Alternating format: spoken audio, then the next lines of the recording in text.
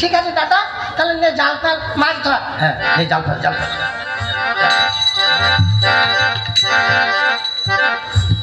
শালা, আজকে যেন জলের মধ্যে আগুন লেগে গেছে।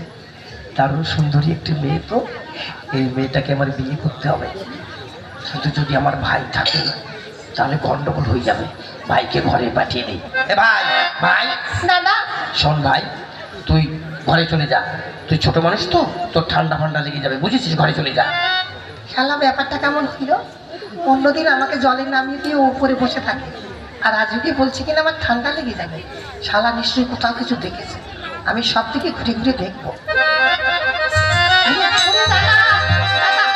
এদিকে তাকাবে না, এদিকে তাকা। না দাদা, ওই দেখো দাদা, কত সুন্দর একটা মেয়ে, ওইটাকে আমি বিয়ে করবো দাদা। তোর অনেক আগে আমি দেখেছি, ওটাকে আমি বুক করে রেখেছি, ওটাকে আমি বিয়ে করবো।